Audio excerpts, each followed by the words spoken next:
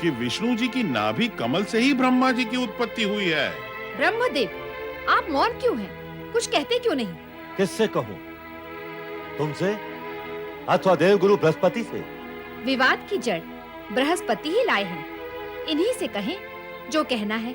सुनो बृहस्पति, तुम्हारे पिता में होने के नाते हम तुम्हें एक अत्यंत गूढ़ और ज्ञान की बात बतलाते हैं। ये वर्तमान में तो तुम्हारा हित करेगी ही, भविष्य में भी तुम्हें लाभ पहुंचाएगी। लेकिन ऐसा तब होगा जब तुम इस ज्ञान को गुणोगे, अर्थात उसे व्यवहार व आचरण में लाओगे। मात्र सुना और कहा हुआ ज्ञान लाभ नहीं पहुंचाता, लाभ तो उसे जीवन में उतारने से ही होता है। आप आज्ञा करें परमपिता, मैं उसे अवश्य ही आत्मसात करूंगा। इस ज्ञान का प्रथम अंश यह है कि ज्ञानी सदा जोड़ने का कार्य करते हैं, तोड़ने का नहीं। और जो तोड़ने का कार्य करते हैं वे ज्ञानी होते ही नहीं, अज्ञानी होते हैं। और उस ज्ञान का शेष अंश? 100 ज्ञानी क्या सोच और कह रहे हैं, ज्ञानी कभी इस पर ध्यान नहीं देता। यदि देगा तो वो भी अज्ञानियों की श्रेणी में आ जाएगा। इसलिए ज्ञानी केवल एक ज्ञानी के विचार पर विचार करता है। तुम भी ऐसा करोगे तो तुम्हारे स्वास्थ्य के हित में होगा। यहां आकर मुझे लाभ ही हुआ है परमपिता, और भविष्य में भी तुम्हें लाभ ही होगा। जाने से पूर्व एक सत्य और सुनते जाओ। भगवान शिव की आज्ञा और इच्छा से ही हम दोनों प्रकट हुए थे। हम दोनों में तुच्छ और महान होने का कोई प्रश्न ही नहीं है।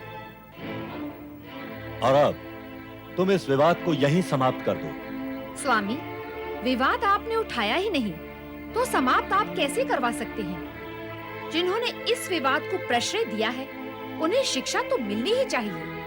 आपके विरुद्ध होने वाले प्रचार को मैं सहन नहीं कर सकती। यदि आपने इस विषय में कुछ नहीं किया तो मैं स्वयं ही सक्रिय हो जाऊंगी। देवी, हमने जो गुरु ज्ञान अभी अभी देव गुरु बृहस्पति को दिया है उसकी आवश्यकता तुम्हें भी है। अधिक क्या कहें, यदि तुम नहीं मानोगी तो देवगण में विवाद और चिंता बढ़ जाएगी। एक चिंता मिटती नहीं और दूसरी जन्म ले लेती है। हम देवताओं के साथ ही ऐसा क्यों होता है?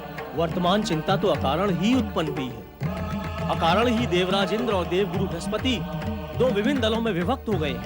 देवगुरु ब्रह्मा जी को महान बता रहे हैं और देवराज श्री हरि विष्णु को। ये विवाद बढ़ता ही जा रहा है। विवाद के बढ़ने से अहित तो हम देवताओं का ही होगा। एक हमारे अधिपति हैं और दूसरे गुरु।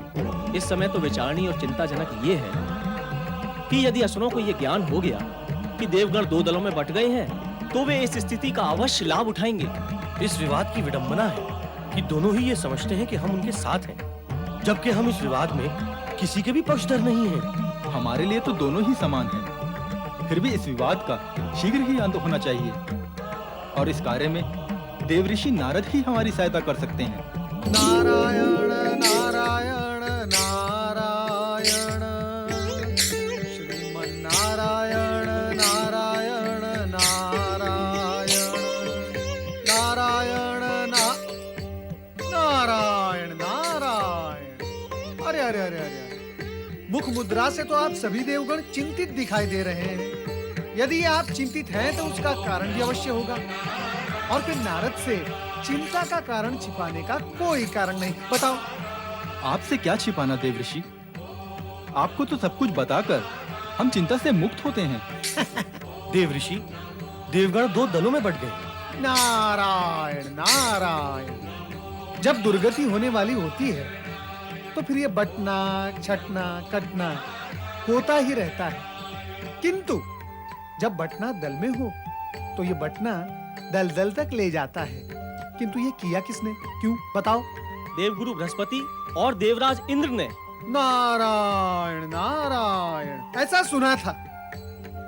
सुना था कि एक समय ऐसा आएगा जब रक्षक ही भक्षक बन जाएंगे। अर्थात वो समय आ गया। यहाँ रक्षक भक्षक बनना प्रारंभ हो गए। किंतु उन्होंने ऐसा क्यों किया, बताओ। देवराज और देवी सची का मानना है कि श्री हरि विष्णु महान है, जबकि देवगुरु का मानना है कि सृष्टि के रचयिता ब्रह्मा जी महान हैं। दूसरों को महान सिद्ध करने के फेरे में पड़कर प्राणी स्वयं कितना संकीर्ण, छोटा और बौना बन जाता है। नारायण नारायण। इसका कोई उपाय बताएं देवऋषि। यदि शीघ्र ही कुछ उपाय नहीं किया गया तो असुरगण इस स्थिति का अनुचित लाभ उठा सकते हैं। अवश्य उठाएंगे, क्यों ना उठाएंगे। फिर लाभ उठाना ये सभी की प्रवृत्ति है। दानव भी उठाएंगे लाभ, अवश्य उठाएंगे। वैसे किसी को महान बताना ये उचित है, किंतु किसी एक को दूसरे से महान बताना ये अनुचित ही नहीं, भयंकर भी है। विवाद बढ़ने की संभावना बढ़ गई है। निस्संदेह बढ़ गई है। इसे घटाकर समाप्त करने का उपाय बताएं देवऋषि। कठिन है, कठिन है, नारद के लिए कठिन है। हाँ, टक्कर यदि देव और दानव में हो तो नारद उपाय बता सकता है, या दानव और मानव में टक्कर हो तो नारद उपाय बता सकता है, या तो फिर देव और मानव में टक्कर हो तो भी नारद उपाय बता सकता है। किंतु ताल ठोकने वाले स्वयं देव गुरु बृहस्पति और देवराज इंद्र हो तो नारद नारायण नारायण कुछ नहीं कर सकता। तो फिर कौन कर सकता है? वही बभूतधारी, चर्मधारी, त्रिशूलधारी, त्रिकालदर्शी भगवान भोलेनाथ। आप सभी को उन्हीं की शरण में जाना चाहिए। देवऋषि, क्या ये संभव नहीं है कि आप ब्रह्मा जी और विष्णु जी दोनों को ये समझाएं कि वे दोनों मिलकर इस बात का निर्णय कर लें कि दोनों में कौन महान है? नारायण नारायण, मैं उन्हें समझाऊं? उन दोनों में से एक मेरे परमपिता ब्रह्मा जी और मेरे आराध्य श्रीहरि विष्णु हैं। उन्हें समझाऊं? मैं कदापि नहीं। पवन देव, कलयुग को आने में अभी कुछ समय शेष है। कलयुग में ऐसा होगा जब पुत्र और शिष्य अपने पिता और गुरु को कुछ नहीं समझेंगे, स्वयं तो कुछ नहीं समझेंगे किंतु उन्हें समझाएंगे। अभी वो युग नहीं आया।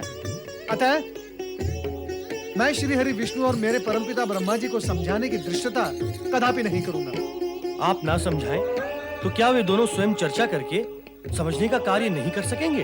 अग्निदेव, उन्हें समझने की आवश्यकता है क्या? उन्हें तो इस विवाद का ज्ञान भी नहीं होगा, और यदि ज्ञान हो भी जाए तो वे क्या चर्चा करेंगे, क्या समझाएंगे और क्या समझेंगे? क्या श्री हरि विष्णु परमपिता ब्रह्मा जी से ये कहेंगे कि वर्षा ऋतु से लेकर शरद ऋतु तक मैं महान रहूंगा और आप हीन रहना? और फिर परमपिता ब्रह्मा जी श्री हरि विष्णु से ये कहेंगे कि शरद ऋतु से लेकर ग्रीष्म ऋतु तक मैं महान रहूंगा और आप दीन रहेंगे? नारायण नारायण। और फिर श्री हरि विष्णु परमपिता ब्रह्मा जी का प्रस्ताव मान्य करते हुए कहेंगे, हाँ हाँ यही उचित होगा। आप तो विनोद करने लगे देवऋषि। विनोद ही तो कर रहा हूँ, किसी का विरोध तो नहीं कर रहा हूँ। आप तो अपने ही गुरु और अधिपति का विरोध कर रहे हैं, उन्हें अज्ञानी और नासमझ समझकर। समझे? सत्य तो यह है कि वे दोनों ही महान हैं। गुरु बृहस्पति और देवराज इंद्र ने अकारण ही ये विवाद खड़ा कर दिया है। फिर भी अंतिम निर्णय तो भगवान भोलेनाथ ही देंगे। आपको उनकी ही शरण में जाना चाहिए। चले कैलाश भगवान शिव के पास। जय जय शिव शंकर, जय जय भोलेनाथ, जय जय शिव शंकर, जय जय भोलेनाथ, जय जय शिव शंकर, जय जय भोलेनाथ।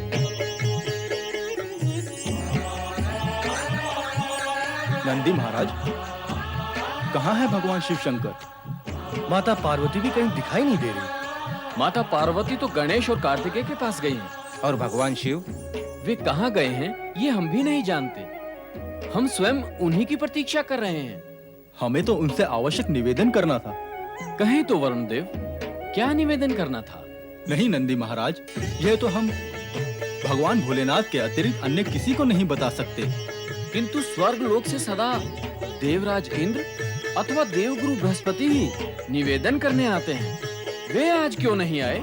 वे अन्यत्र किसी अन्य कार्य में व्यस्त हैं। यदि आप हमें कुछ बताना नहीं चाहते तो ना सही।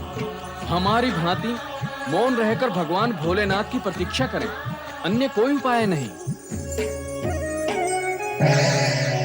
देवगण कैलाश से प्रस्थान तो कर गए, किंतु उनकी चिंता तथा उद्विग्नता समाप्त नहीं हुई। यद्यपि महानता के विषय को लेकर चिंतित तथा उद्विग्न स्वयं श्री हरि विष्णु एवं ब्रह्मा जी भी थे, किंतु समस्या का समाधान किसी के पास नहीं था। इसी विषय को लेकर नंदी तथा शिवगण अभी तक व्यग्रता से त्रिकालदर्शी भोलेनाथ की प्रतीक्षा कर रहे थे कि वे कैलाश पर प्रकट हों और उनका मार्गदर्शन करें। नारायण नारायण। राम देव ऋषि। कल्याण भो। नंदी महाराज, अब आपकी प्रतीक्षा की घड़ी समाप्त हो रही है। देव ऋषि, आपको कैसे ज्ञात हुआ कि हम भगवान भोलेनाथ की प्रतीक्षा कर रहे हैं? नारायण नारायण। नंदी महाराज, सामान्य सत्य यह है कि भगवान भोलेनाथ का आसन रिक्त है, और फिर ऐसी परिस्थिति में आप परमपिता ब्रह्मा जी अथवा श्रीहरि विष्णु की प्रतीक्षा तो करने से रहे, है ना? मैं उन्हीं के आदेश से यहाँ उपस्थित हुआ हूँ।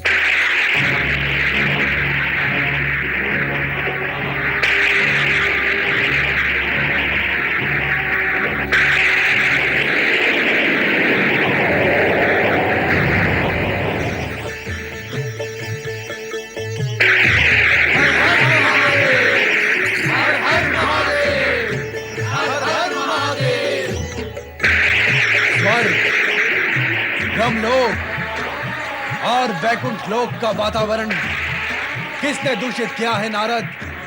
ये हम भली भांति जानते हैं। इसमें देवगुरु, देवराज और देवगण का ही प्रमुख हाथ है। वे ही दोषी हैं।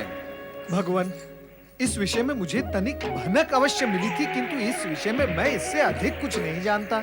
नारद, जब तुम्हें ब्रह्मा विष्णु के महानता के विवाद के विषय में ज्ञात हो ही गया था, तो तुम्हें तुरंत उनके पास जाकर उन्हें इस विषय से अवगत कराना चाहिए था, किंतु तुमने इस विषय में कोई रुचि नहीं ली, क्योंकि तुम प्रतीक्षा करते रहे कि विवाद तूल पकड़े, विषय गंभीर हो जाए तो तुम्हें भी अपनी नारद लीला प्रकट करने का अवसर मिले। अपनी लीला प्रकट करने के प्रलोभन में तुम मौन रहे। नहीं भोलेनाथ, नहीं, ऐसा कदापि नहीं है। मैं सर्वथा निर्दोष हूँ भोलेनाथ। लीला दिखाने का विचार अथवा उद्देश्य मेरा कदापि नहीं था। कृपया आप मुझे अपने कोप का भाजन न बनाए भोलेनाथ। हाँ, मैंने देवगण को इतना अवश्य कहा था भोलेनाथ कि इस विवाद को केवल भगवान भोलेनाथ ही सुलझा सकते हैं, और ये सत्य भी है भोलेनाथ। इसी उद्देश्य को लेकर मैं आपके पास आया भी था। यहाँ आए थे, किंतु अधीर होकर बिना प्रतीक्षा किए चले भी गए। क्या अब उनमें इतना भी धैर्य नहीं रहा कि हमारे लौटने तक हमारी प्रतीक्षा करते? हम इस विवाद का इसी समय अंत कर देंगे। देवगुरु बृहस्पति, देवराज इंद्र, शची और देवगण सभी कैलाश पर तुरंत उपस्थित हों।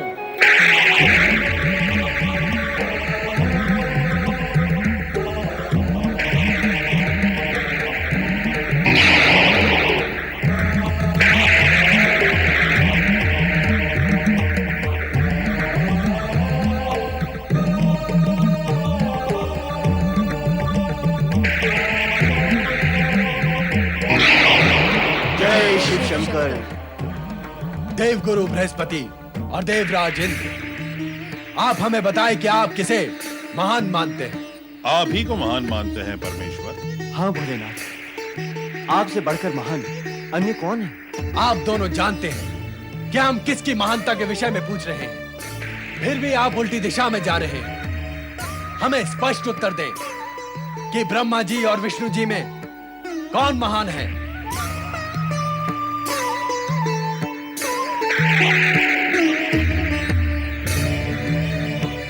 भोलेनाथ, देवगुरु बृहस्पति और देवराज इंद्र आपका ये क्रोध देखकर मानसिक रूप से असंतुलित हो गए हैं। वो अपने मन की बात कहने का साहस नहीं जुटा पा रहे हैं। कृपया आप उन्हें क्षमा कर दें। और अपना ये क्रोध शांत करें भोलेनाथ, शांत करें। हमारे शांत हो जाने से यह विवाद समाप्त नहीं होगा नारद। यदि ये दोनों कुछ भी कहने की स्थिति में नहीं है तो हम ब्रह्मा जी और विष्णु जी को कैलाश पर आमंत्रित करके इस विवाद को जड़ सहित मिटा देंगे। ब्रह्मदेव कैलाश पधारे।